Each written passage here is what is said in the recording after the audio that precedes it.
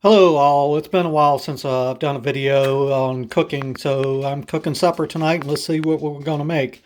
We're going to make some frozen meatballs. These are like 3 net carbs for 6 meatballs, so they're pretty good and they taste pretty good. So we're going to have some meatballs, some cauliflower. I'm going to make mashed cauliflower, and of course when you make it like this it's a lot better.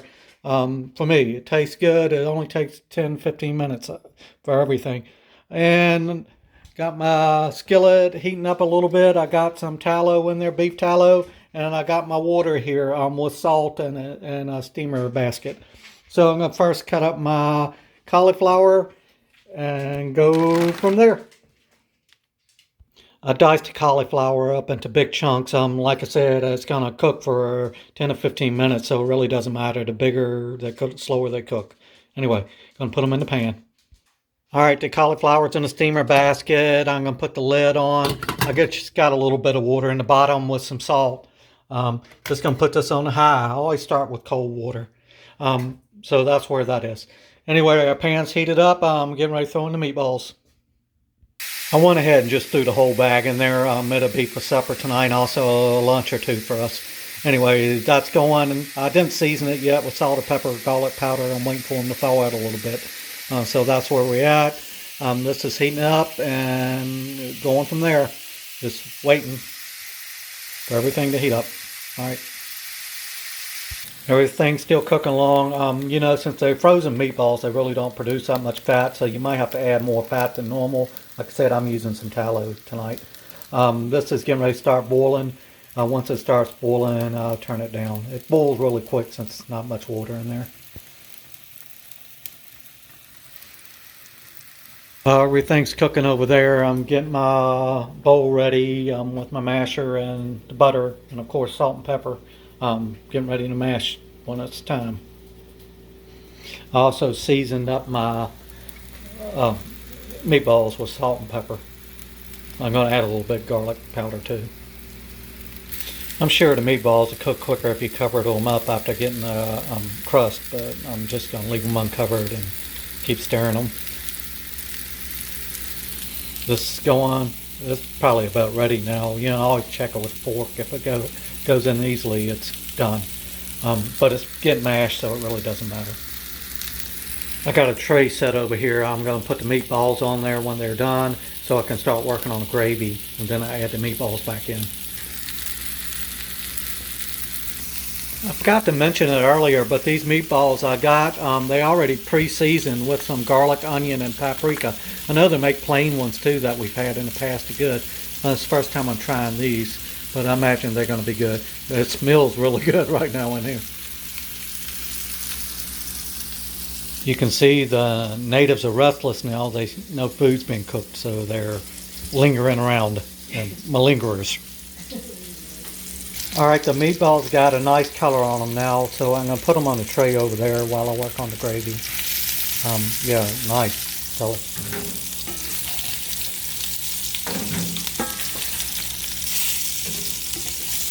And they did render a little fat, not much.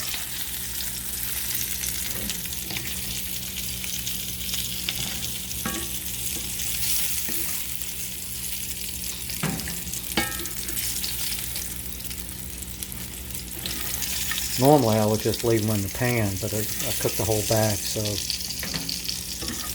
didn't have that much room.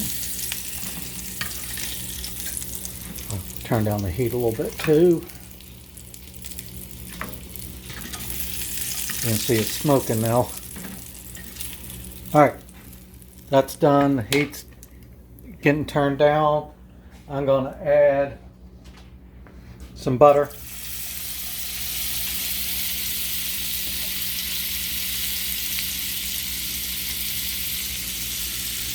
I got a whisk now, just silicone whisk. Alright.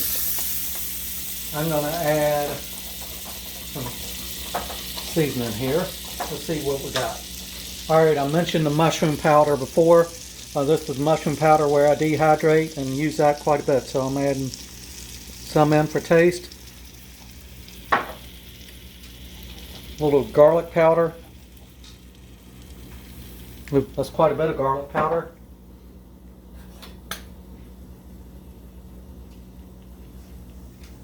and some lupin flour.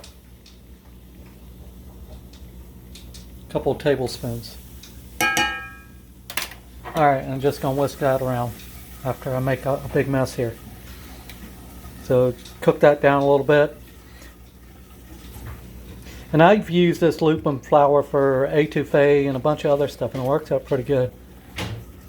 Wished I could use a smaller whisk here, but it was crushed my pan. So one thing about this lupin flour, and you can see it, it gets dark really quick. So you still want to cook out some of the flavor. But it cooks a lot quicker than normal all-purpose flour. So when you're making a roux, you need to watch it. Alright, so that's getting pretty dark. Turn the heat down a little bit more since it's smoking pretty bad. And I'm going to add some water in.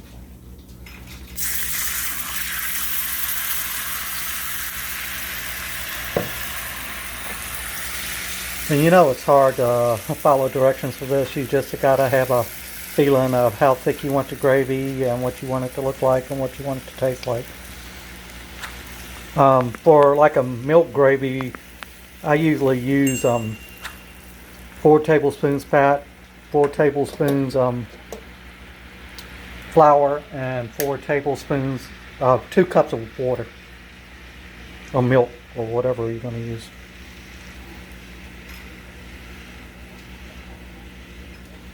And you know, if you want a more beefier flavor, if this isn't beefier enough for you, you can use some of this beef bouillon. And that's pretty low carb too, but it gives a lot of beefy flavor. If you just want to add just a little bit more. If you use real meat where you cook them from and not frozen, you probably don't have to do this, but we're using a frozen where it didn't render that much, so that's why we're doing this. So just let it cook down. And like I said, it's all about feeling, so you may have to add more flour. Depends on how thick you want your gravy.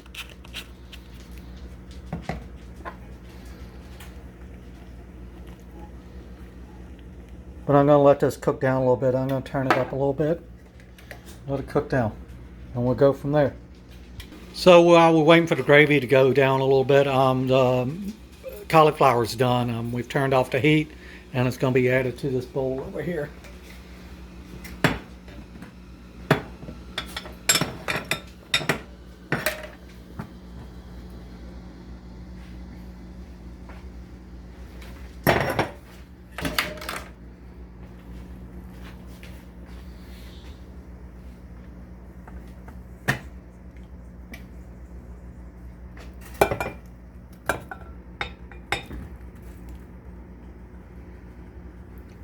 And this definitely blows away frozen cauliflower. It's wonderful. So, normal seasoning, salt, and pepper. Quite a bit of salt. And I got about 2 tablespoons of butter. And just mash.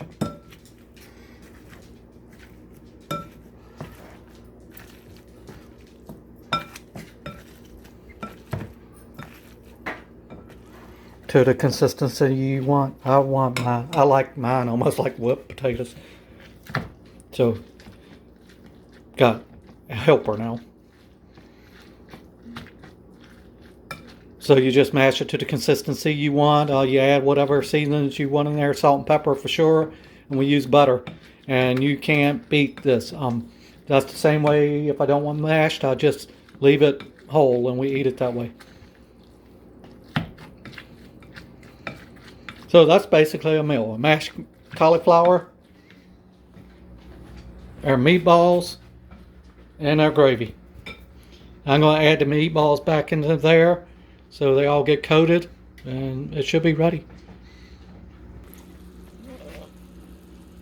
the better half is making her bowl. She put some cheese on her mashed cauliflower, and there's the gravy and meatballs. This is a real good meal. It smells awfully good in here. Um, we'll taste it and tell you how it goes.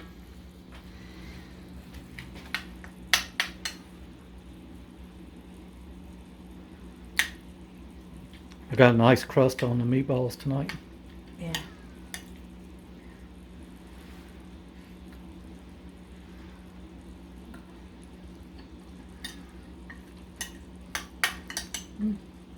What do you think? Real good. Yummy. All right, that's a nice, quick, easy meal when it's good and it's low carb. Like I said, about 3 net carbs per 6 meatballs. And lupin flour instead of normal flour, and mashed cauliflower. All right, hope you have a good night. I need to fix my bowl. I'm hungry.